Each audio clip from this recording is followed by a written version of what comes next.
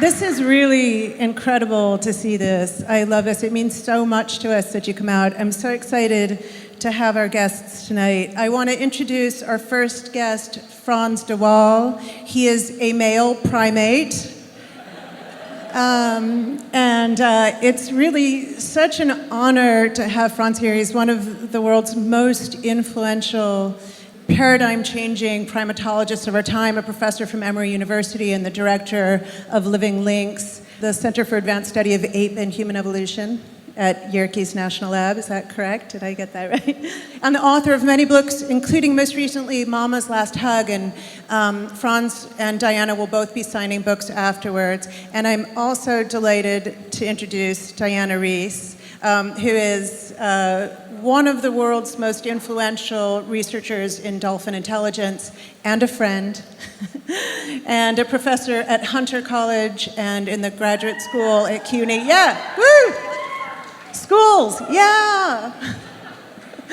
And Diana's also the author of Dolphin in the Mirror and an activist for animal rights, and we'll touch on all of these things. Actually, before we go on, Frans, tell me about this picture. Tell me about what? About this picture. Oh, I had it much longer actually. Which one is you? My hair was much longer at some point.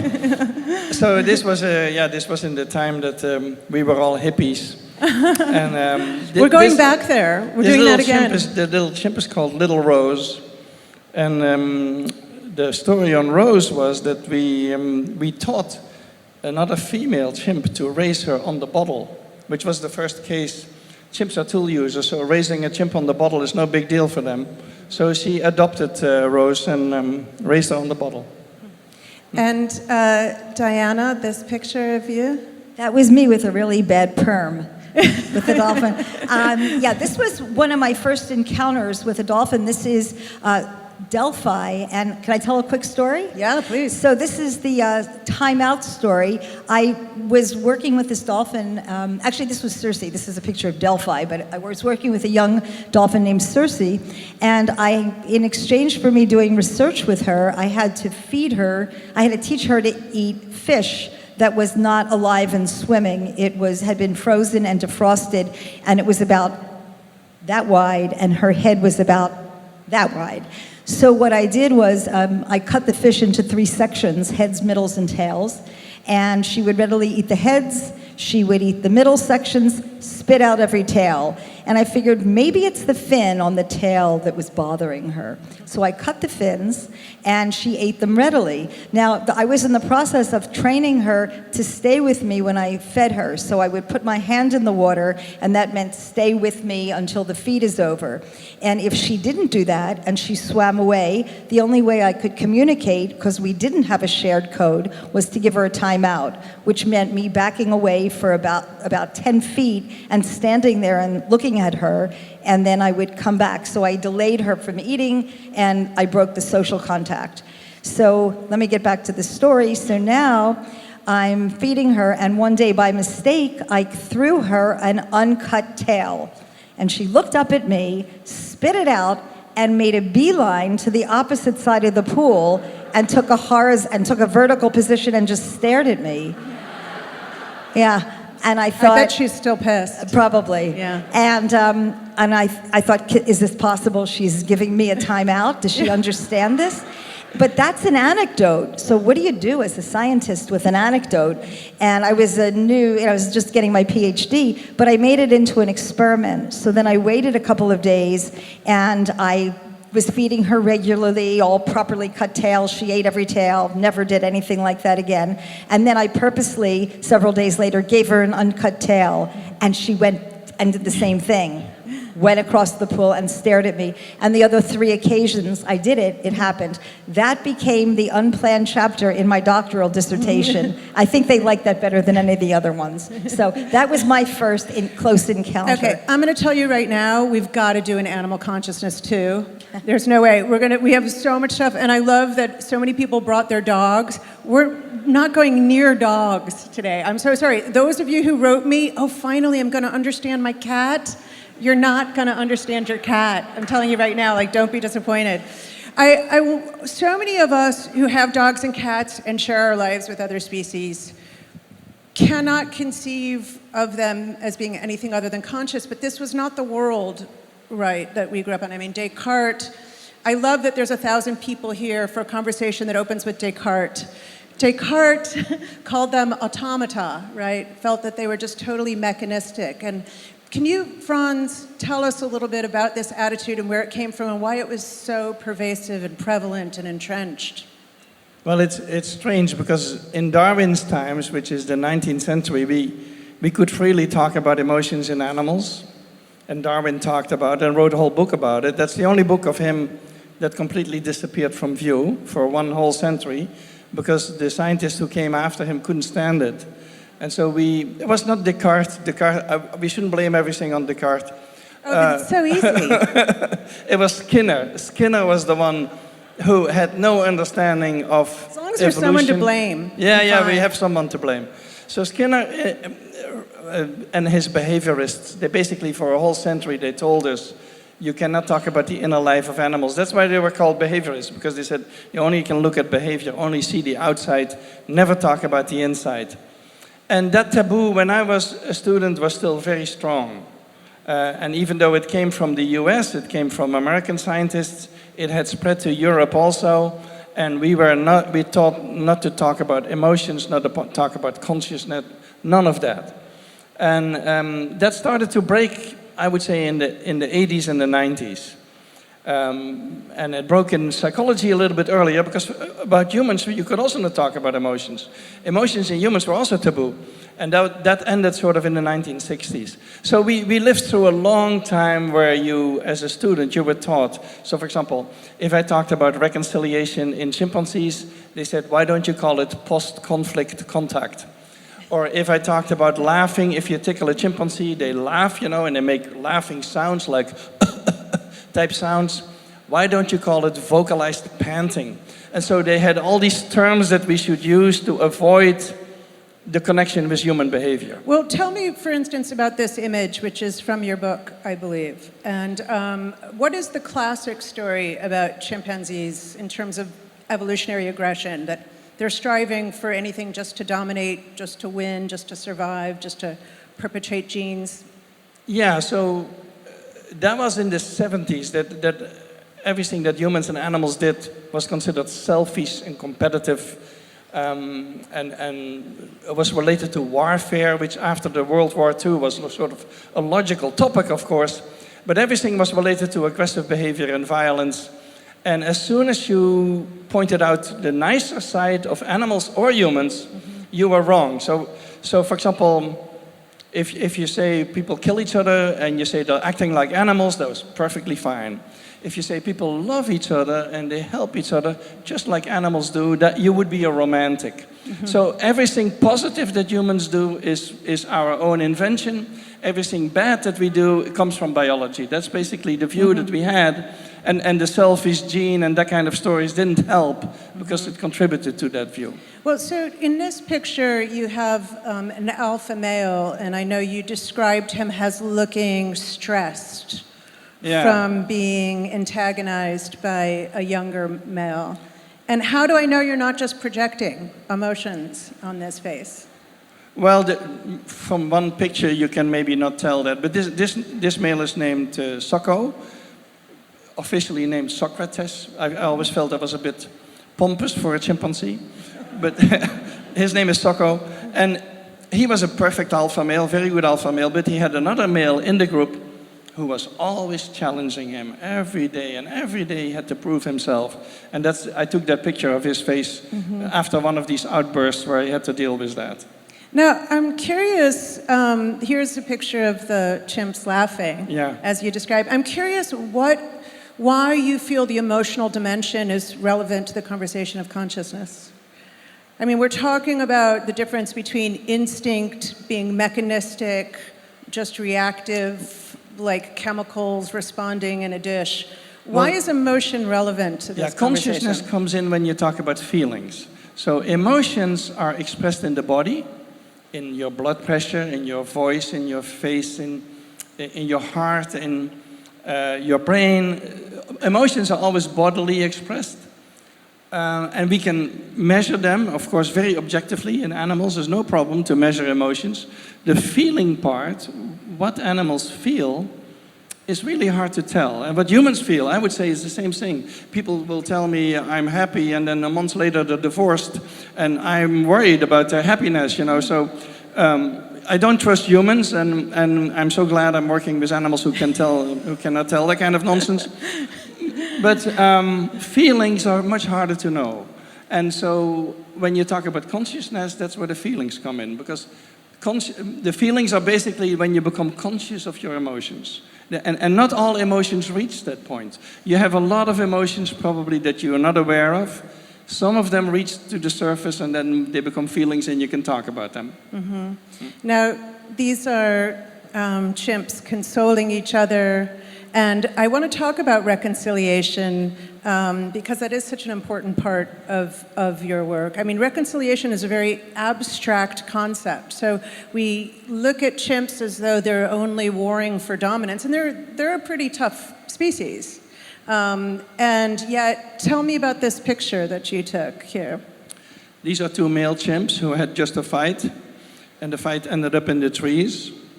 And one of them holds out his hand and begs the other one for contact. And then about a second after the picture, they come together and they kiss and embrace each other.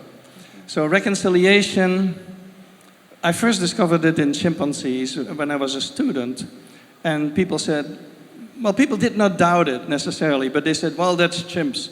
Chimps maybe do these things because they're very human-like, but my animals will never do it.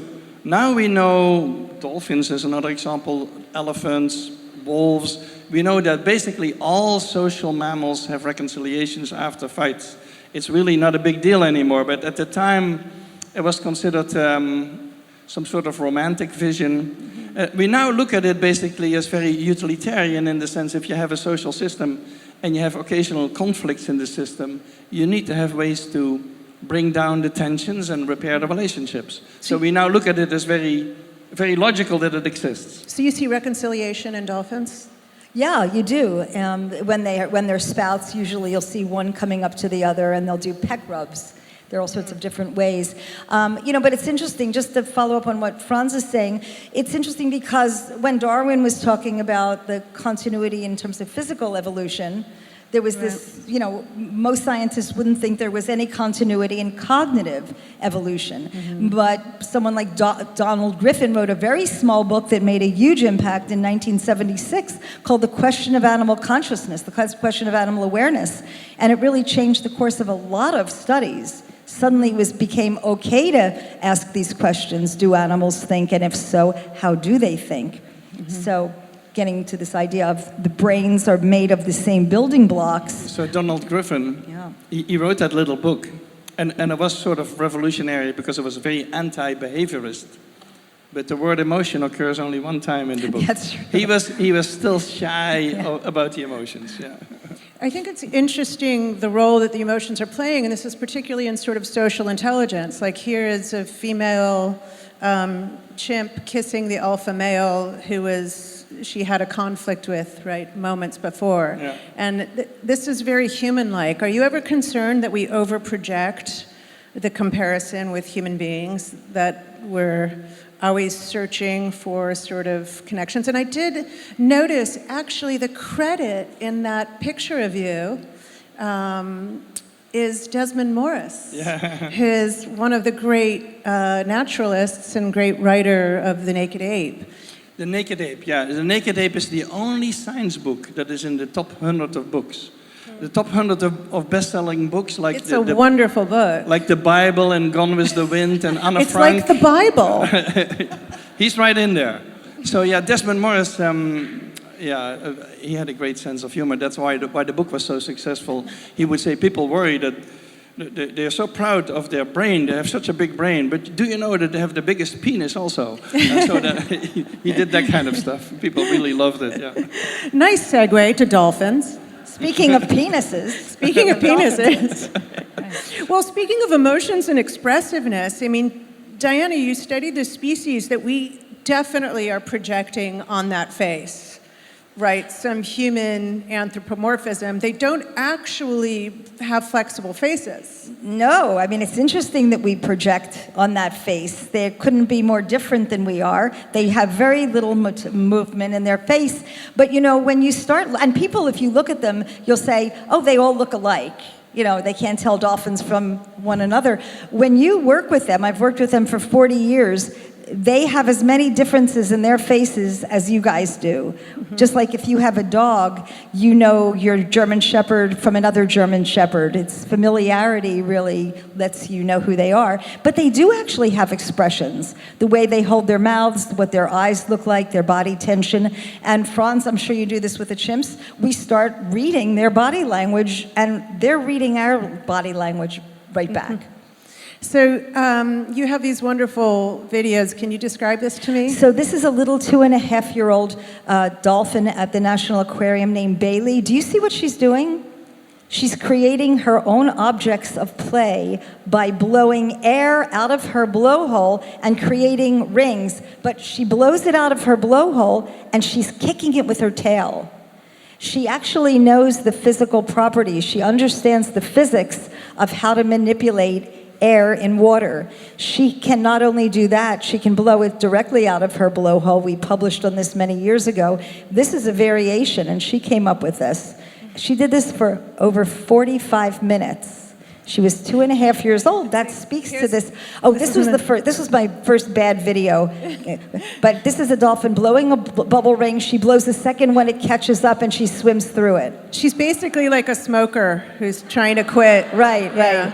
And this, I mean, it was remarkable, but we know animals play, and there's good reason to play. It gives you time to practice out, test contingencies.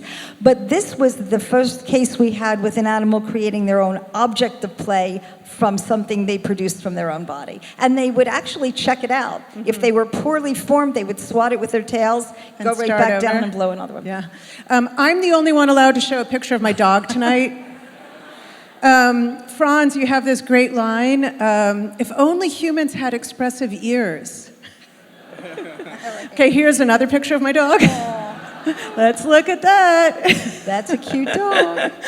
So it is interesting that we project so much on expressive faces, but we're actually lacking some expressiveness as well. Like, we don't have those wonderful ears. Why did that fall away? The thing was that for years, everyone said that obviously humans had the most muscles in their face. We had thousands of muscles, they would say, because we have to express all these shades of emotions, and animals far less, and so they have fewer muscles. That was the standard line. And then 5 years ago, some scientists analyzed post-mortem the faces of chimpanzees and found exactly the same number of muscles in their face as in the human face. And I always feel that humans are also underestimating the ears, for example. If you have horses or dogs or cats, the ears are extremely expressive. And so we only look at that part of the face, of course, because we ignore the ears, which are so expressive. Well, that's hard to ignore. What about other species? I know you both have worked together, in fact, on elephants. And the expressiveness, do you find them facially expressive? Or I think, Frans, in your book, you quoted somebody as saying, oh my God, elephants are such drama queens. Yeah. But elephants have, of course, they're such drama queens. Yeah. They have the trunk, and they have the ears, and they have the tail, and they have all the sounds that they produce. So elephants are extremely expressive animal. And actually humans, for some reason, I don't know why, humans relate very closely to the body language of the elephant. When the Romans, like 2,000 years ago, had all these parties where lions would kill soldiers and soldiers would kill soldiers, and they had all sorts of wild animals killing. The only thing that didn't work was elephants. They had brought in some elephants from Asia, and they were going to kill the elephants, and the public objected to it. And I think it's because the elephants were distressed, and people relate to the body of the elephant for some reason much more than the body of almost any other animal. I don't know what it is. They're not predators. Huh? They're not really predators. Uh-huh. And I mean, do you think that that has something to do with it? Like I don't mean to theorize on the spot here, but we often have animals that we cohabitate with very closely are predators. Yeah. Like cats and dogs. There's something else, though, and when you're in the presence of an elephant, there's a real sense of being there. I don't know if you've experienced that too, Frans. There's something in the expressiveness of the eye. It's hard to say what it is. I feel that way when I'm with dolphins as well. It's like there's somebody in there, and there is somebody in there, and I think we recognize that. These are big social animals. Now, that must have been a scientific taboo to talk like that. Yeah. And I mean, for many decades, that must have been a serious taboo to talk like that. So what do you think's changed? Well, there's a lot of scientists who would not talk about the presence of Are you an animal. ever going to work again, is what I'm asking. I think we're okay. So yeah, no, that used to be taboo, and I think many students are still trained not to talk about these things, never to mention that, and just produce the graphs that relate to behavior. So there is, of course, a younger generation now of scientists who is opening up the black box of the behaviorists as talking about the emotions and the consciousness and the thinking of animals. So we have a new generation of scientists who is open to that, but it used to be totally taboo. Yeah. So tell me about this video of elephant cooperation. I mean, both of you can speak to this, I'm sure. Tell me what's going on here. Yeah, this is based on a very old study at Yerkes Primate Center with chimpanzees, which is called the cooperative pulling paradigm. That was developed where two animals can pull at an item together, and they can only bring it in if they come together. And so here you have an elephant who's waiting now for his partner, because if he pulls alone at the rope that is in front of him, he's not going to get anything because the rope will disconnect. So he has to wait for his partner. So he knows to wait. Yeah, so this may take a while. I'm not sure what kind of video this is. But we've got time. And he puts his foot on the rope. I think this is the video where one of them had learned that you didn't need to pull. If you put your foot on the rope, and you keep the rope in place, the other one can do all the pulling for you. That's what's happening here, I believe. You called this elephant freeloading, I believe? Freeloading, yeah, look at that. The other one brings it in, and he just stands there. Now that's smart, right? And this was not, we had not planned this. This was a study by Jos Plotnik in Thailand. We had not planned them doing this, but you get always these smart asses among the animals. And Diana, this one, you were telling me that elephants were failing certain tests where they were being expected to use tools, but it was because they were being given the wrong kinds of tools for them. Yeah, some animals show what we call insightful problem solving, where they solve a problem without any apparent trial and error. This is Condola, a young male, figuring out how to get this hanging tree limb baited with all sorts of tasty fruit there. And previous studies that had tried to test these animals just gave them sticks on the ground to see if they would use that to reach things out of reach, and they failed these tests. So some scientists concluded maybe they had a savant-like brain. They had great spatial memory, but they couldn't solve these kinds of problems. And we thought, well, wait a minute, what if you give them other ways of solving it? So we gave them sticks. This was done at Smithsonian's National Zoo. We gave them sticks. We gave them things that they could stand on to get to it, and a few other objects. And Condola never touched a stick. If that's all we gave him, he would have failed. But the first time he did it, he was watching, he was looking up, and the first time he solved the problem, he took a block, a big cube, and rolled it right under that browse, got right up on it, and solved the problem. So again, a lot of the problems, I think, are with us and how we think to design a project. If we think about it from the If we think about it from the animal's point of view, it's a whole different story. And by the way, once he learned how to use this, he generalized this. He would search for that block, and he'd use it to pick flowers from a tree he could never reach. It was quite interesting. He also stacked blocks, too. This is another cooperation study from Yerkes. Frans. This is 1937. It's quite Yeah, so remarkable. this is the original cooperative pooling study. Because Robert Yerkes was interested in cognition. These are two chimps, young chimps, who are bringing in a heavy box that is too heavy for one of them, so they have to work together. And there's food on it? Food on the box. And so they're bringing it in. The cooperation, though, is what's stunning, is that there's a synchronicity, they understand. Yeah, they're very synchronized. It's almost like they're counting. What they do now is they... I love this, like, silent picture. Yeah, there should be a piano with 1937. it. So they feed one of them. Yeah. They have now fed one of the two chimpanzees. So that one is not motivated anymore. And the other one is still highly motivated.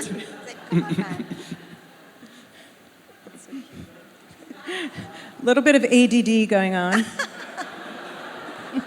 It's like, pay attention. But he does it, right? So why does he do it? Why does the friend help? Well, that's the interesting part, is that the chimp on the right has a full understanding that he needs the partner. Yeah. And the chimp on the left is Everyone has a friend like this. So look at the end here. Look at the very end. So they get the food. No, the one on the right takes basically everything. Yeah, we have friends like that too, right? So what this shows is that they probably have reciprocity. There's a lot of studies on reciprocity. Is that I do you a favor, you do me a favor. And so in this case, there's one chimp who is not motivated, but still willing to work for the other. Yeah. So reciprocity is part of the social structure. But again, I mean, how do we know that that isn't just instinct and mechanistic response? And why are we interpreting that as something other? You know, we can test that. The reciprocity in chimps, at least, I don't know for other animals, in chimps it's based on memory. So we can demonstrate that in experiments. They remember a favor that has been done. So it cannot be pure instinct. There's a memory in there, a memory of a previous event that they need to remember. Who did what for me? So yeah, instinct is a term that we barely use anymore. And that the reason is that there's almost nothing in animal behavior that is purely genetic. There's always an environmental or a learning component in it. So we usually don't use the term instinct anymore. So they remember the person who did them the favor, even if they were a little distracted, who helped them get the food, and they will later reciprocate as well. They will reciprocate, and they reciprocate especially actually if it is someone who normally doesn't do them favors. So let's say we are friends and we always do each other favors, then I barely remember because we do that all the time. I'm not breaking out the china for you, Frans. But if we're not friends and you do me a big favor, I will remember that. Yeah. Tell me about Mama, since Mama is the subject of your most recent book, which was just published in March. Is that right? Yeah. Mama died 2 years ago, and she died at the age of 59. She was the alpha female of the Arnhem Zoo colony for 40 years. She was a very central, important figure. I know that people always talk in terms of dominance, and they say the males are dominant over the females in chimpanzees. Yes, the males are physically dominant over the females, but she was a very powerful figure, and she was at the core of the group. And basically, I always felt that that group was run by the oldest male and the oldest female, and she was the oldest female. So here she is with her daughter Monique, who couldn't stand me. Mama loved me. I had a very good relationship with her, but her daughter never understood, because I would visit the zoo and Mama would recognize me from far away. And her daughter never got how Mama knew me and why she knew me and why she liked me. And she would then always go around, look to pick up a rock somewhere. And then she had very good aim, and I have caught rocks in the air like this that she would throw at me. So Mama was the alpha female. She was a very central figure in that group. Just to give you one story of how she was, is that we once had a young alpha male who was a bit too rough, and he was chased by the whole group into a little tree and sat in the top of the tree screaming, even though he was the alpha male. And each time he wanted to come down, the whole group chased him back up. After about 20 minutes of that, Mama walked up. She was very slow. She walked up and she climbed very slowly towards him, and she touched him and she kissed him, and she brought him back down. And from that moment on, everyone accepted him back down. So that's a bit how central her figure she was in the group. And so when she died, she had an encounter with my professor, Jan van Hoof, who, that's the video of it. Yeah. Shall we play that? Yeah. Yeah. This is her on her deathbed. Brace yourselves, people. What does sound with this? Sorry, we have the sound off on this.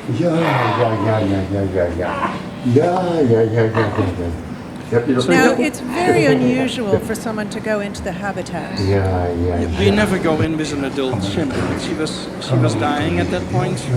And she clearly had this moment of recognition and affection. Yes, he knew him also for 40 years, and he went in there. I think Jan was nervous, and that's why she's calming him down. She's making the gesture that normally a female chimp would make to a crying child. And so she's trying to calm him down instead of the other way around, basically. Yep. But they're making sounds to each other. I'm sorry, the sound is off. Yeah, they're making the vocalizing to each other, yeah, sure. And that grin, explain this is very characteristic, his facial expression. Well, the grin can be nervous and can be fearful, but the chimpanzees also have a pleasant or a friendly, just like in humans. Humans, it's, the spectrum of the smile is more friendly, but we also have nervous grins, of course, and so yeah, we have that same spectrum. And so this is Mama around that time. This is Mama when she was 50. Now, why did you choose her as a central character for the book? I was sort of surprised. This video has been seen by 200 million people. And that people were moved by the video, I can fully understand, and I was very moved by the video. But people were also surprised. So we got a lot of reactions of people who said that it was so surprising that her gestures and her facial expressions were, and probably also her emotions were so human-like. And I thought, well, for 50 years we have been telling everyone that chimpanzees are our closest relatives. So why are people surprised that they have the same sort of emotions that we do? And so that's why I took that as the story, because they have the same sort of facial expressions. And I don't think there's any human emotion that we don't find in a chimpanzee. People claim all these things, of course, all the time. They say, we have 6 basic emotions that we share with animals. No, we have 50 emotions that we share with animals, I think. And so that restriction that the psychologists usually put in, I don't agree with. Now, you touched upon this already, the concept of male dominance. Not that I have a particular issue with that or anything, but it is challenged to some extent because what do we really mean by male dominance in the pack is physical dominance. Yeah. And you repeatedly discuss how Mama was the diplomat. What Mama said went, right? And she negotiated all the deals between other animals in the pack, and she could make or break the fate of any of the males in the pack, as you described, bringing the alpha male back down and bringing him into the fold. So are our notions that we're continually reflecting back on human beings about male dominance, projections, and... It depends on what you look at. I usually make a distinction between dominance and power. Power would be the influence you have on group processes. And in terms of power, there's lots of females who have tons of power. So I never understood. The physical dominance is clear. There's, of course, another close ape relative of us, the bonobo, where the females are also physically dominant. But in the chimpanzee, the males are usually physically dominant. I always find it a very strange argument. I'm from a family of 6 boys. And we are all like 2 feet taller than my mom. And my mom was the boss. My mom had an army of 7 men, basically, in the home that she ran. And so I always am surprised that people don't recognize female dominance for what it is sometimes. Now, in dolphins, female dominance is more typical. Yeah, they live in matriarchal societies, as do elephants. They're very similar, in fact. So the females will raise young, and the males that are born will leave the matriarchal group about 4 years of age, go up with other males. So the females are quite dominant. And when you watch them together, it's not like a structured social hierarchy either. I mean, they're dominant females, but it's a very mobile social. Yeah. And the males are more solitary? No, the males aren't solitary at all. They just form age and sex-related groups. So you'll see these male groups made up of males about the same age, but they mix and mingle. They live in what we call a fission-fusion society. Chimpanzees are this way, elephants are this way. There's several species where they come together in groups and then they break it apart and form other groups, but they maintain these really long-lasting friendships. No, we really are talking all about social animals. And I think this is one of the most remarkable videos I've ever seen, which is what you describe as the fairness test. So can you describe this? Yeah, the monkey on the left gives a rock and gets a piece of cucumber. That's a low-level reward. The one on the right gives us a rock for the same job, gets a grape. And the one on the left looks at that. The grape is 10 times better for capuchin monkeys than cucumber. So you will see the second time he gets the cucumber now. That's so funny. The one on the right is working for grapes still.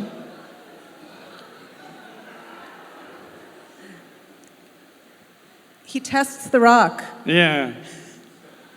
It's good. Still Yeah. gets a cucumber. He is pissed off. So the one on the right is the 1%, basically. And so we did a lot of fairness studies. The capuchin monkeys have a very egocentric sense of fairness, in the sense that the monkey who gets the grape is not worried about it. As you see, the one who gets the grape is perfectly fine. In chimpanzees, they get much closer to humans. In chimpanzees, the one who gets the grape may refuse the grape till the other one also gets a grape. And so the chimpanzees we have tested out with what is called the ultimatum game, and they show a full-blown version of the sense of fairness. And I always feel that at the moment of course, Bernie Sanders' theme is the fairness in society. I think the unequal, inequity in society is a very big theme at the moment. And I feel we underestimate how deep the emotions go. You see the emotions of this monkey, how deep the emotions go to relate to that issue. It's not just an economics issue or a mathematics issue or some superficial social sciences issue. It affects us very deeply, these inequities, and that's what this experiment shows. Do you see things like this in the oceans? Well, you wouldn't necessarily be able to track it that easily because it's hard to watch dolphins like this. But in an aquarium where one of the early observations we made, I was telling Frans about this earlier, I watched a trainer feed a female and a male together, and the female was just getting more fish for doing the same thing. This wasn't an experiment. They were just doing a feed, and the male was watching, and the next time the trainer put his hand to feed the male this measly one fish, he bit him. So you see the knowledge that somebody's getting better treatment. There was an awareness. So we want to do a study on inequity, but we have to find a way to make sure nobody gets hurt. Well, this has been done with dogs. You asked about dogs. And everyone can do this at home. You have to find a task that the dog doesn't like. So if you throw a tennis ball, that's a task they like so much that the rewards don't really matter that much. So in Vienna, they did an experiment with dogs where they would have them give the paw, which is not something they like. So the dogs would give the paw, and if you have two dogs and you don't reward them at all, they will do it 25 times in a row. If you start rewarding one of them, and they did it not even with meat, they did it with pieces of bread. If you reward one of them and not the other one after 5 or 6 times gives up and doesn't want to do it anymore. So the inequity aversion is also present. Didn't one of your colleagues protest that fairness was invented during the Renaissance? Yeah, during the French Revolution. Yeah. I mean, but these are arguments, for instance, that Steven Pinker is making, that fairness and things are social constructs and cultural celebrating civilization. But basically what you're revealing is that these are ancient biological, and Diana, I think you wanted to throw in there about, what did you want to throw in there? No, sorry, I felt I interrupted you. So fairness was not invented during the French Revolution? Huh? Fairness was not invented during the French Revolution? Yeah, that's the idea of some philosophers, especially Kantian philosophers. They think that we arrive at morality by reasoning and logic. So, for example, recently Paul Bloom wrote against empathy, that we could have an empathic society just based on reason. That's old Kantian philosophy. And yes, they think that a bunch of old guys in Paris decide that fairness is a good thing, and then we adopt it in society, and that's how it spreads. All these things are much deeper and much older than we think. And I don't think humans invent new things, humans modify things. And so human culture is very important in modifying human nature, but there's no new emotions that we create with our culture. Yeah, I mean, I think we're seeing the roots of this in other species, and I think that's what's so exciting right now. You know, I just want to go back to something else. When you were talking about the emotional brain, and I think there's a good consensus that other animals do share these varieties of emotions, and that it's perhaps that secondary kind of processing of the emotions where you're thinking about what's going on. So again, that relates back to fairness and how we think about fairness. The way an animal may perceive fairness, it's not clear if it's exactly the way we perceive it, but we see evidence for similar behaviors. Mm-hmm. So bonobos, which are pictured here, are interesting precisely in this conversation because people often revert to the chimpanzee, right, and the standard story of the aggressive chimpanzee and the warring and the warfare, but bonobos are as related to us as chimps, is that right? Yeah, they're exactly equally close to us. Evolutionarily? Yeah, genetically, yeah. They're more empathic, they're more peaceful, they're female-dominated, they have no warfare. So no warfare. So chimp groups, when they meet in the wild, they may kill each other, the males. In bonobos, it's very soon a picnic. They hang out together and they groom each other and they have sex with each other. They have a lot of sex. They have a lot of sex. Dolphins have a lot of sex too. Yeah, dolphins. I'm going to get that in there. Dolphins share that with the bonobos. It's a lot of sex. So the interesting thing about the bonobos is that the anthropologists hate the bonobos.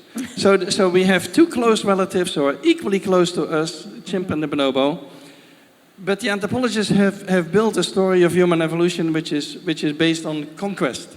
We have killed the Neanderthals, we have killed the Australopithecines, we have eradicated everyone else, and now we dominate the world. And that's the word that they use. They use the domination of the human species. Mm-hmm. And chimps fit in that picture because chimps are hostile to neighbors and kill them on occasion and so on.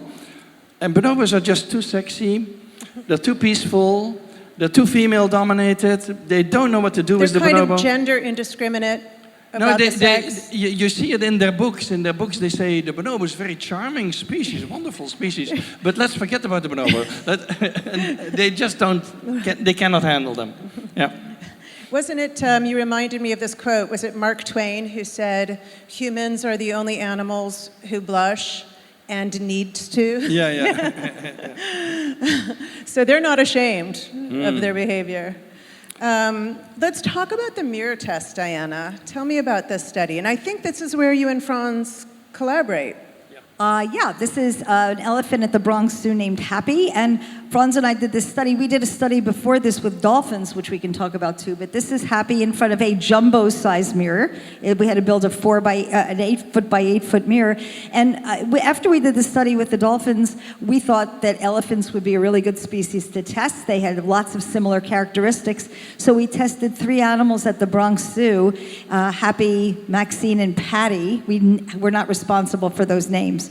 And what we did in these tests, the way you run them, because people say, well, how do you know an animal knows it's themselves in a mirror? And by the way, it's not trivial. You know, when we think about looking at ourselves in a mirror, we think, yeah, it's easy. We recognize ourselves. But we don't until we're about 18 to 24 months of age, because it takes some brain power to figure out that first of all, you have to figure out that your body movements, you have to have proprioception. You have to be able to track your movements and be aware of how you're moving. And notice that that guy or that one in the mirror is doing the same thing. And then you got to figure out really how to interpret that. So here's an image of Pepsi. We did this study with Happy at the Bronx Zoo. This is Pepsi that Josh Plotnick and Frans and I did together with some other people, being marked. And once you show them the mirror, they learn the contingencies of mirror use. They figure out that it's themselves. They show behavior that we call self-directed. They look at their eyes, they look at the insides of their mouths, then we mark them once we see evidence that they know it's themselves. So Pepsi's marked on one part of her head that you can see with a visible mark. The other side is marked with an invisible mark. So if she just smells the mark, she'd smell it on either side. And we predicted if they pass the mark test, they'll just touch the mark. So this is a lovely example. It looks like what we got at the Bronx Zoo, and we've gone in with, so we had Bronx Zoo elephant, Pepsi, and 2 elephants at Smithsonian. She's looking in her mouth now. This is an animal that recognizes himself, I should say in this case, in a mirror. So tell me why, so this is a new layer, right? It's not just social consciousness. I mean, I don't know if primates pass this test. The apes do, yeah. Yeah, and so this is self-awareness. That's a whole other level. And like you said, human children can't pass that until a certain age. Yeah, and just to be clear about this, so if we have a dog here that is aware of itself or be bumping into walls and into you. Most animals must have some level of awareness of their bodies and where they are in space and other animals. This is a very specific task where it's a visual task, and it asks, can that animal recognize an external representation of themselves? And beyond that, will they seek out the mirror? Will they use the mirror to view themselves? So in other words, will they use the mirror as a tool to view themselves? It's a step beyond that. And that's really rare. So we have it was shown in great apes, not in monkey species, with one exception that was it was a bit different. This is a dolphin, one of the first days, a young dolphin looking at itself in a mirror. This is Foster. It's a one-way mirror. Pardon me? It's a one-way mirror. This is a one-way mirror. We're looking through and filming, and the dolphin just sees a mirror, and we can film through with the camera. This was within the first minutes. What was so cool about this was, again, the first day, and they get more and more interested in it, but he's testing the contingencies. We call it contingency testing. You can see a lot of repetitive behaviors. What's fascinating is that when you test kids, when you look at apes, when you look at dolphins and elephants, they show these same types of behaviors. This is Bailey at the National Aquarium. She is 7 months here, and she's playfully spinning in a mirror. She's looking at herself spinning in a mirror. Now, how do you know she recognizes herself? Because we've done tests.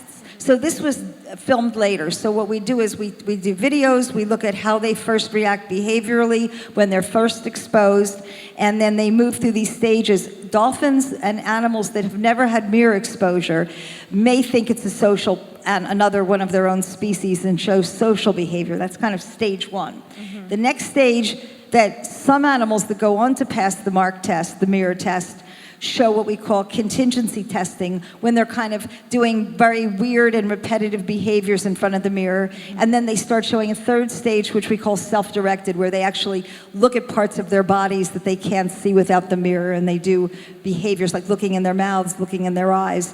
Then once we see that that's evidence, we go on to do a mark test where we mark them on different parts. And in the case of a dolphin where they can't touch, we said, would they race to the mirror and orient that part of their body that's been marked within the first 10 seconds? With an elephant, they can touch, and with chimps, they can touch. Mm-hmm. So they do it also, the apes do it spontaneously. Mm-hmm. I think the dolphins also. Yeah. So if I come to my chimps in Georgia with a big sunglasses on, they will use my sunglasses as a mirror, and they will open their mouths to look inside their mouths.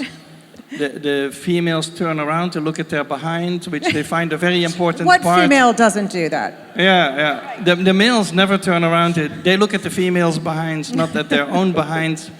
So yeah, they spontaneously seek out these opportunities. And monkeys never do that. So the apes do that, but not the monkeys. I have one more little cute thing to Please, say yeah. here. So male dolphins that we tested actually looked at parts of their body like their genitals in the mirror. We had to map the mirrors, the area in front of the mirror, so we knew if they were positioned a certain way. We also did an earlier study where the males were not copulating at all. Males show homosexual behavior. It's homosocial behavior, actually, but we see this. And when the mirror was in, they just kept on watching themselves in the mirror while they were doing intromission attempts. And as soon as the mirror was out, they were never in that area doing it. That was pretty interesting.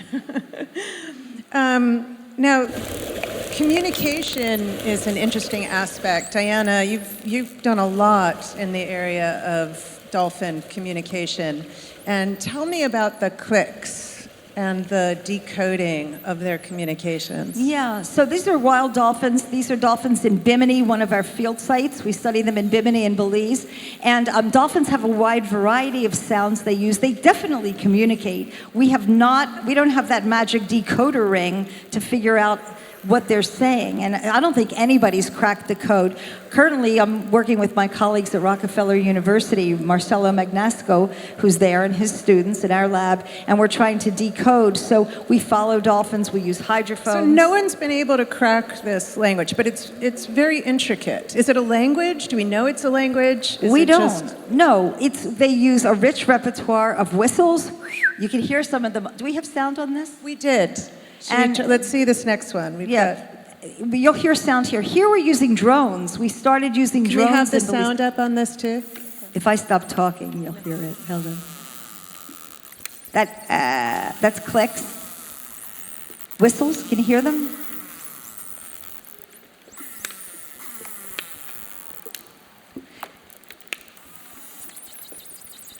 So these are dolphins in Belize, and you're hearing clicks, and they're all echolocation. They use sonar where they send out beams of sound. They get reflected echoes back, and it tells them about the parts of their environment. So it's really like seeing with sound. But they use this, again, rich repertoire of whistles, and that's where we think a lot of the communication, social communication, occurs. But it could also be in the clicks. We really don't know for sure. Mm-hmm. But what we found is in other studies we do in our lab that are more experimental, we've given them underwater keyboards. We're now doing a 4x8 foot touch screen with dolphins, like a D-pad, and you got to limit their screen time. What? You got to limit their screen time. Yeah, we do limit it. And but what's interesting about it is we gave them artificial sounds, and they started mimicking them right away. And we don't withhold food from them, so they started showing spontaneous vocal learning, and they were associating certain sounds with certain objects, and then they started using them in ways that we see with very young children when they're first acquiring language. We are not claiming language, but it's very similar, and this is what we're looking at now. Frans, can you claim having seen any very compelling evidence of language in primates? Well, language is symbolic communication. So I'm not sure that the dolphins have symbolic, and I'm not sure that the apes have it. But people try to teach it, of course. There's many attempts where they have tried to teach symbolic communication to the apes, like Koko and Kanzi and Washu, and they all have names that we all know. I'm sort of pessimistic about it in the sense that initially in the 50s and 60s these studies took off and everyone was extremely impressed, which was great because we humans, we judge animal intelligence by the things that we are good at, such as tool use and language. And so it was great to stimulate the field, but we also ran very soon in the limitations because basically when a chimpanzee uses sign language or symbols, they're not saying much more than what they can say in their normal communication. They say, I want a banana, or I want to run with you, or they have very simple wishes that they express that way. And then you never get to a philosophical conversation with them, which was what people were hoping. They were hoping we can understand them better when they tell us their feelings or something like that. That never happened. So it was always rather limited. And some of these efforts were also flawed in terms of the science. Some of them were better, some were poor. So we had, for example, Koko the gorilla, who would explain on YouTube that she was worried about climate change. I don't think that's very likely. I think that's probably humans who are inducing her to make certain gestures. So I'm a bit suspicious of some of these efforts. I think that, with the studies that have been done with sign languages and some of the other studies, Irene Pepperberg's worked with an African gray parrot for years and shown real breakthroughs in the capabilities for vocal learning and that animals can learn referential communication. I think some of the things, Frans, that you're saying about the limits may have a lot to do with the problems of the codes and our limitations in what we can teach. It's hard to teach abstract things, I think. And I think it's easy if you can say, oh, I want to teach a code for getting a ball or getting a ring or getting something. But when you say, how do we get into those kinds of things that we talk about as humans? So a lot of these, they may be thinking about things, but how do we find out? So yeah, this I love this. In the middle of like a Saturday night, Sunday morning, I'm writing scientists around the world, and they're like, yeah, sure, we'll give you our research. So I love the sort of sharing character of the scientist. This was from Fabrice Schnoller about whales, and it's similar clicking behavior to the dolphins. And these are sperm whales, Diana? These are sperm whales, and sperm whales use clicks, but they use them in different ways.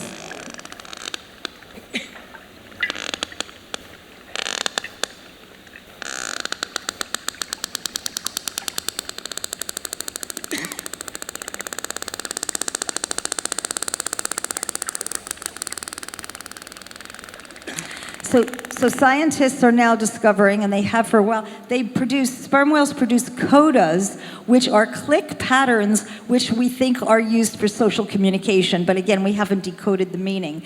Then they use clicks that are more regular, like echolocation clicks that have been associated with diving deep, and they increase as they're feeding on the bottom. So we're pretty sure that's involved with prey capture. But now there's some thought that perhaps some of these clicks in the codas can also can give animals information about identity and even location or activity. So that's pretty. They're the loudest animals on the planet, apparently, and it's bone shattering. I've heard that the echolocation is so extreme they can literally see inside your body from the echolocation. So they really are reverberating off of your bones. I mean, the divers describe it as alarming. Well, they can. When dolphins use echolocation, they do get sort of a sonar image, is what we think. But what we feel, I mean, I've been in the water with dolphins, and you'll feel it. It doesn't hurt, but it's quite strong. This is another wonderful, this is so impressive that Roger Hanlon shared with me and his lab. Spot the octopus. Spot the octopus, find Waldo. It's really quite amazing. It's not at all altered. That's completely what they do. Now this is running it backwards. And what happens with the octopus, I shouldn't be talking because Diana's more expert than I am, is they have a decentralized brain. So what's stunning is that more of their neurons are in their arms. And so their arms have some kind of autonomy. Yeah, there's just a study came out last week, I think, on... Do we have to see that again? On the autonomy of the arms. Because they have an enormous amount of neurons outside of the brain. So yes, they have, I think, 600 million in the brain, which is already a very big-sized brain, but they have tons of them in the arms that are spread, and they have chromatophores in the body, also millions of them that pick up these colors of the ocean, and then that help them. So like their skin is thinking. Yeah. The skin is thinking about it more than it's not a centralized brain. Like they're making these decisions all the time to camouflage. Yeah, they have like 9 brains. They have the 8 arms, and then they have neurons in the brain itself, the body. So it's distributed. Now, there are actually 4 layers that are producing these different color patterns. It's fascinating. I can't name all the layers, but the top layer in the arms are the chromatophores. And they're actually muscles that either dilate or constrict, and the pigments open or close. But they only have 3 pigments. And there's a next layer that has many more pigments, and that's more neurally mediated. And then they actually have muscles that create bumps and all sorts of textures. So these guys can not only match their color around them, but the texture and the forms. But guess what? In their eyes, they're colorblind. So what do we mean by sees color. colorblindness? But really, this when you relates think about also a little bit to how we look at animal intelligence. It does. We have always focused on language and tool use, and the tool studies are also very old. But animals do lots of things that we cannot do. So, for example, you release an insect in this room and you release a bat, and the bat is capable of catching the insect, which is a very complex task. You ask any engineer to design a radar system for an airplane, it's very complicated. The bat can do that. We are not impressed because we don't do the kind of stuff. So we're not impressed necessarily by this, we're not impressed necessarily by the bat. I'm impressed. Yeah, you're impressed, but science traditionally has not looked for these capacities. Right. And so the first time this happened was with the honeybee dance, the waggle dance of the honeybee, which we were all very impressed by at the time, but it was sort of forgotten. And then we started focusing on the language. That's also Irene Pepperberg's studies on the parrots. And we focused so closely on what we are good at that we forgot about all these extra capacities that exist. But there's tons of them. Well, this was also very interesting because this species branched off from mammalian species a very long time ago. So they never were even close to the mammals. Yeah. Right. I mean, you've described this, Diana, as non-terrestrial intelligence, and it's utterly different than the intelligence that evolved in mammals, and almost unrecognizable, as Frans is saying to us. Yeah. I mean, it's interesting. This is an intelligent creature that's so alien from us. I mean, they have copper-based blood. They can shoot ink out. They can do all sorts of. They have great predatory defenses. I mean, they're very vulnerable. I boned up on this species. Anybody get this pun? They're invertebrates. Boned up on the species today, and it's they're remarkable when you think about them. I think when we think about the dolphins too, they're non-terrestrial intelligences, not extraterrestrial. They're aquatic, and dolphins and these animals have adapted to living in a totally aquatic environment. No, and it's clearly, though, all brains, to some extent, originated in aquatic environments. And so, while this was not on our branch, right, this is, to some extent, we bring that evolutionary history with us onto land. And it's just very fascinating that evolution tried different experiments with neurons, essentially, in the growth of neurons. This is my daughter and her 8-foot boa, which we carried on Metro North in a pillowcase, to the horror of many passengers who were wondering what that was in the pillowcase. So I show this. Also, look at the delight on her face at the end. It's really very, wait for it. I don't really think my 8-foot boa, Fluffy, is that conscious. So what are we really talking about with consciousness? We've sort of talked about emotion, we've dismissed instinct, we say that's not really valid anymore. We have this sort of chemical responses and light responses of things like the cephalopods. What do we really mean by saying an animal is conscious? I mean, Frans, in your book, you actually don't really get to it until the final chapter. Yeah. Consciousness is a term that was partly invented to set humans apart, I think, and that's why it's so ill-defined. So it doesn't have a good definition, and no one tells us how to measure it. And then they say, well, only humans have consciousness. And then if I don't know how to measure it, I have no idea what they mean. But if you bring it down to the most basic level, consciousness would also be that you experience. So it has to do with sentience.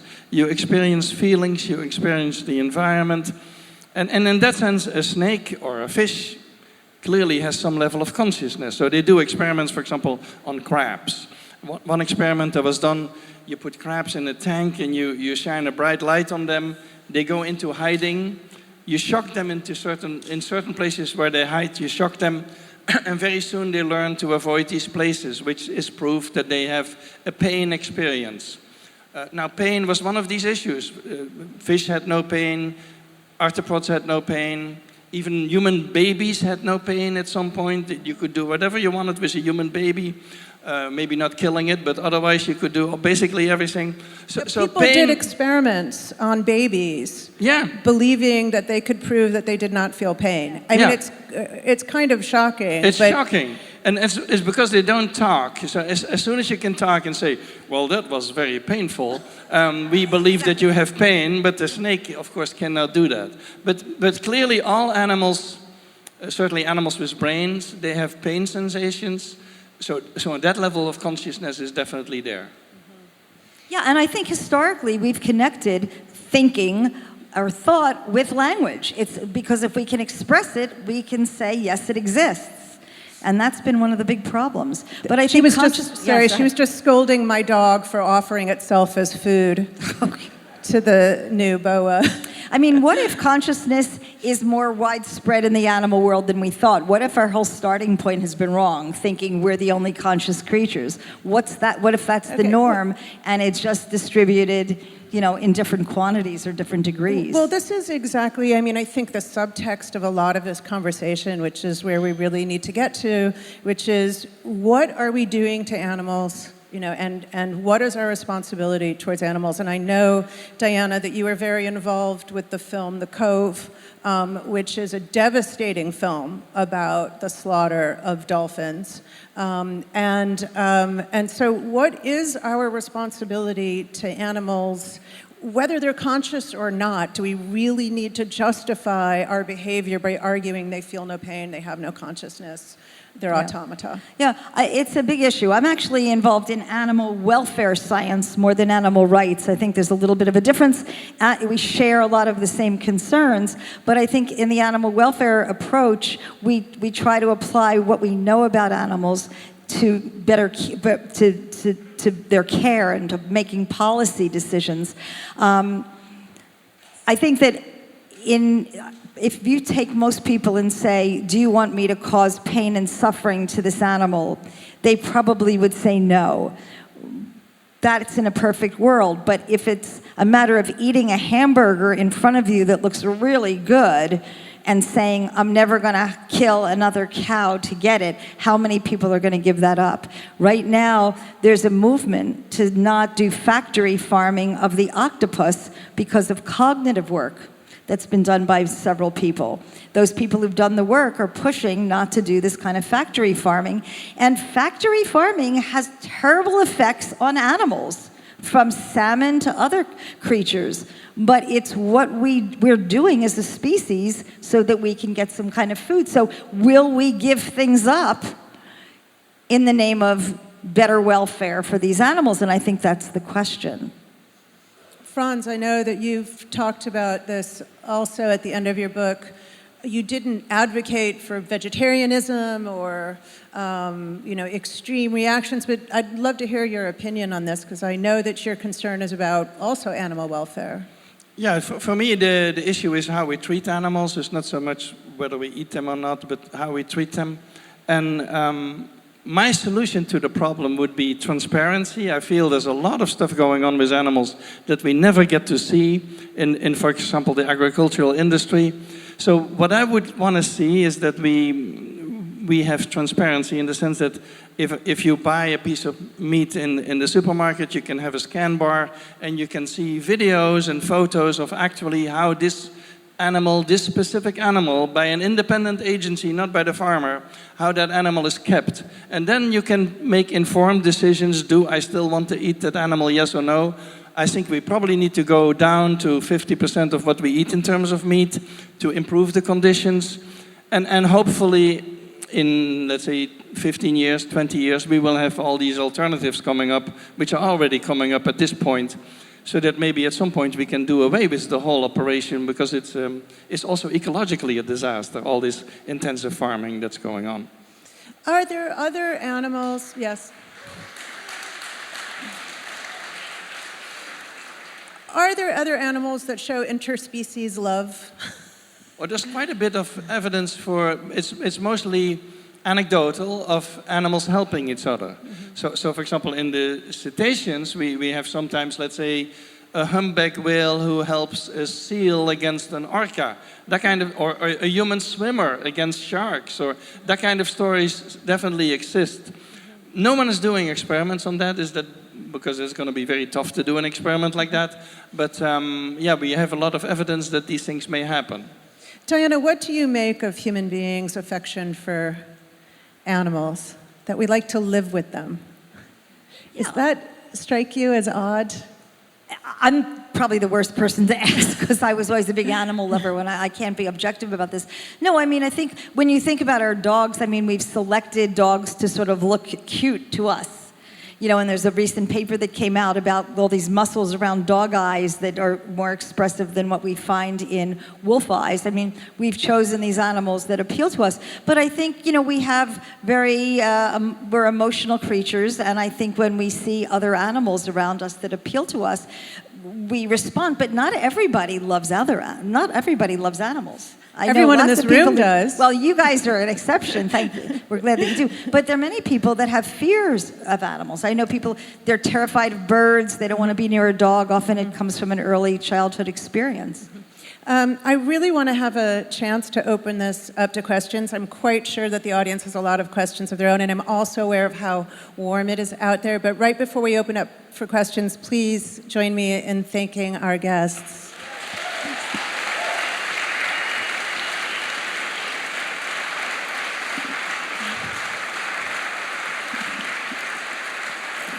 There should be a mic running around the room. If you have a mic, feel free to speak.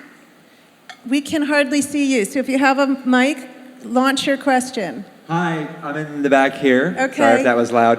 Janna, I just want to springboard off your question about interspecies love. Yeah. Has there been any experiments done on interspecies cooperation? So that experiment you showed with the box, where could you have one elephant and one chimp that have to pull together?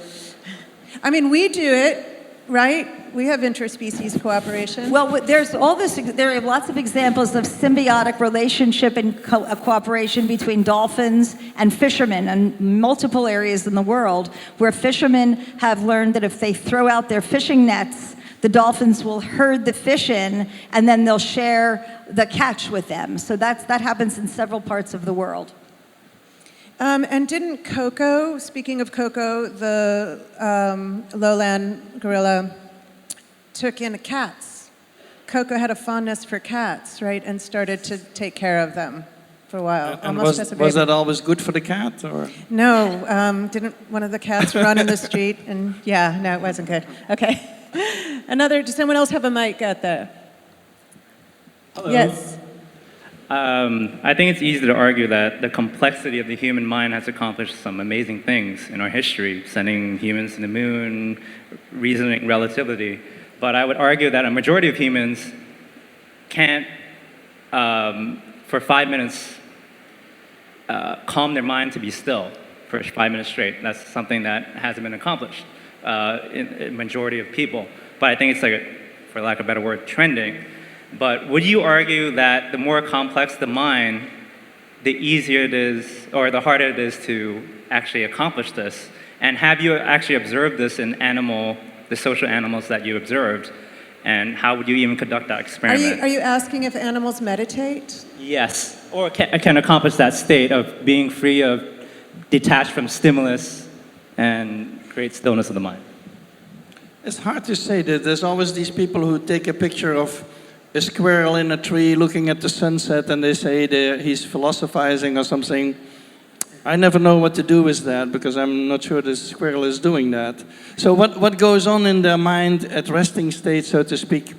There's quite a bit of evidence that they dream, but whether they focus on a certain problem in their head or no problem at all in their head, we have no way of knowing. Maybe neuroscience one day is going to solve some of these issues because, of course, we can look for equivalencies and say when humans think of this or that, their brain activity is like this, and then see if we can find it in other species.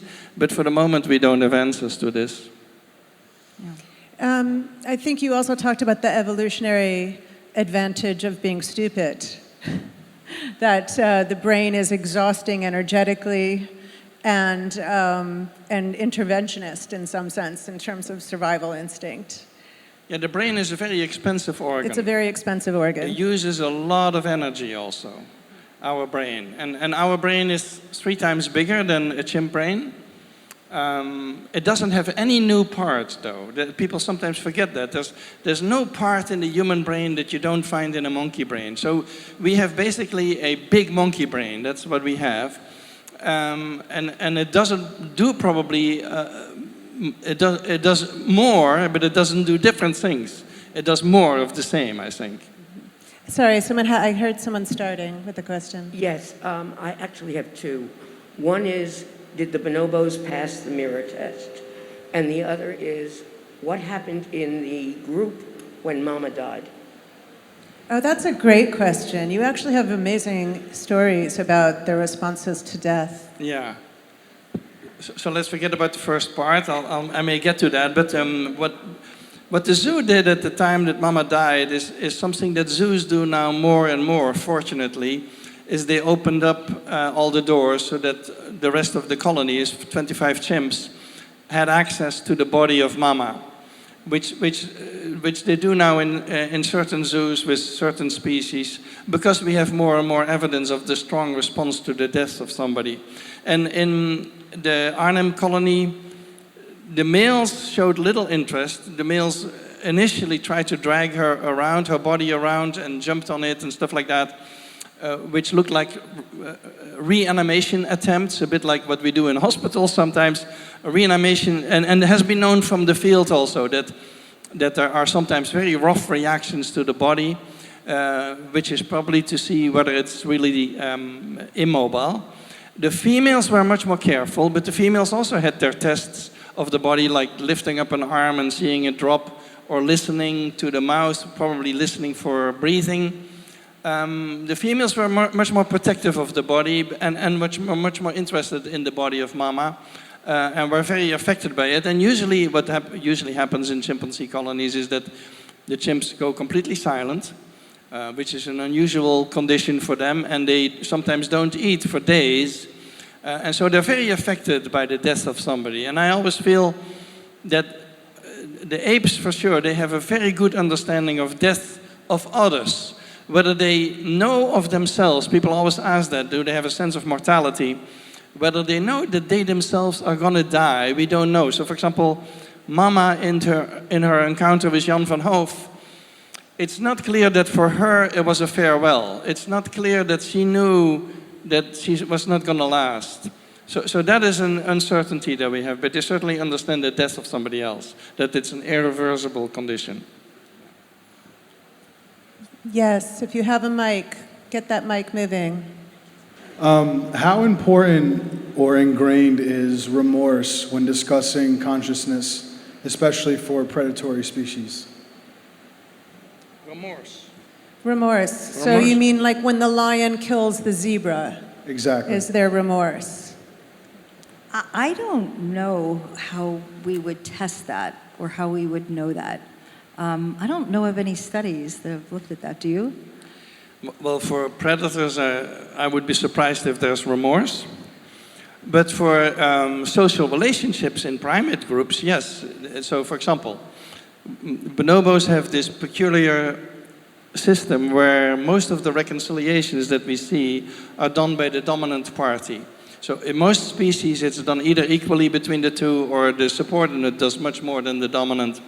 In bonobos, it's almost always the ones who have been aggressive who reconcile afterwards. So it's an act of kindness and remorse. That looks very often like remorse. So you may have, let's say, a male who attacks a female. He bites her. 10 minutes later, he comes back to her. He picks up the foot or the toe even that he has bitten, because he knows exactly where he has bitten. He picks it up and he starts to inspect it, and he will spend half an hour cleaning it and licking it and so on. And that always gives to me the impression that he regrets what he has done. But between predators and prey, I would be surprised if there is that kind of reaction. Let's take a couple more questions, and then we all need to cool off. There's obvious ethical and moral issues with factory farming and like the meat industry. but a lot of these studies are conducted in zoos, and is that in and of itself distressing to an animal? Like, I find a zoo a very upsetting place to go. Like, is a dolphin in an aquarium aware that it's enclosed in an aquarium? Is a chimp in a zoo aware that it's like kind of in jail? Yeah, these are really hard questions. So I think one of the things in zoos right now, first of all, there are a lot of different kinds of zoos. I mean, there's zoos that are pretty horrible, and there's some zoos that are doing really good work in terms of conservation and animal welfare. I think that it's hard to know if an animal is happy in a zoo, this idea about with emotions that we talk about. And I think they're right now it's a big issue. I know at the National Aquarium where I was doing some work, we decided that we no longer felt comfortable keeping dolphins in an aquarium. It's been a long discussion with a lot of people, and we're building the first dolphin sanctuary that was announced several years ago. Yeah. And I think it was a pretty courageous move with the CEO making that decision. It's not a trivial thing to find a sanctuary, believe it or not. We have to find a place where the water's clean, where they're not going to be hit by hurricanes. That's no easy thing this day and age. But I think the mentality of people in zoos has changed. And I used to be on the Animal Welfare Committee of the AZA, the American Zoo and Aquarium Association, and it was vets and scientists, and we used to talk about how big does an enclosure have to be for an animal of this size, and often we'd say, we have no idea.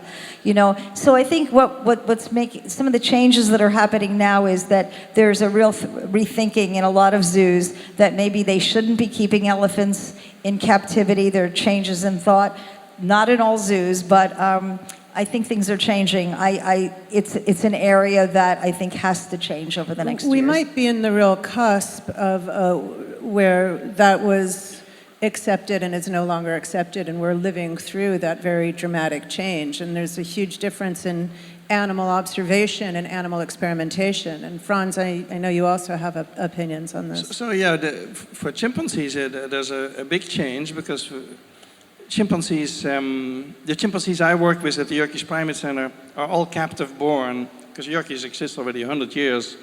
So I'm not sure that they can compare their conditions with wild conditions. They have no idea what that is. But it is true that NIH, the National Institutes of Health, has decided, I think it's 4 years ago, that chimpanzees cannot be used for biomedical studies anymore. And so they're not funding it anymore, which basically, even though they're not forbidding the use of chimpanzees, it basically means that biomedical studies on chimps have completely been phased out. And I'm on the board of Chimp Haven already for 20 years or so. Chimp Haven is the big sanctuary where we receive all ex-laboratory chimps and release them on very large islands in Louisiana. And so that has been going on for quite a while, and now we are at the point that basically all invasive studies on chimpanzees have stopped. Now, I've never been involved in invasive studies, but of course I work with chimpanzees in captivity. But even that work, even the cognitive work that we do, where we test them on computer screens or social behavior tests, even that is largely disappearing. So basically the knowledge we now have about the cognition of the chimpanzee, at least the experimental knowledge, comes from work that probably won't be repeated anymore. And then in the field, the situation is really bad. And in the field for the apes, the situation is very poor. I don't know if you've heard that orangutans, for example, in Indonesia, on Borneo, 100,000 orangutans have disappeared in the last 20 years, which is half the population of orangutans in Borneo. And so in the wild, the situation is really poor. So if you ask me, for example, do you want to be an orangutan in Borneo, or do you want to be an orangutan at the National Zoo? I'm not sure. I probably would prefer to be an orangutan at the National Zoo, where I have veterinary care and food, and I'm not shot by the farmers. So the zoos, you can look at the zoos as terrible places, but the good zoos do good work, and there's a lot of species in tremendous trouble at the moment. And I'm not saying that zoos are ideal settings for them, but the zoos help with the efforts to, for example, to protect orangutans in the wild. And so it's a balancing act, really.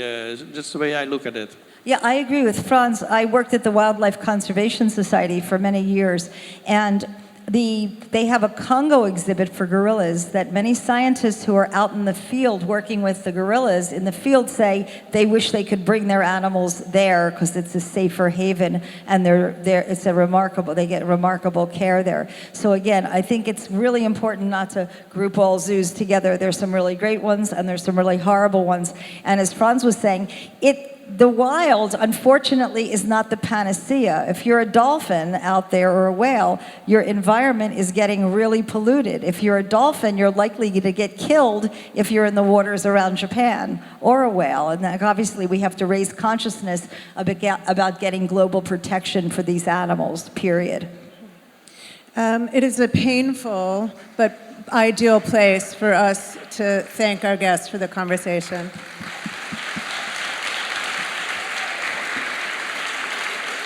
Thank you, Diana. Thank you, Frans.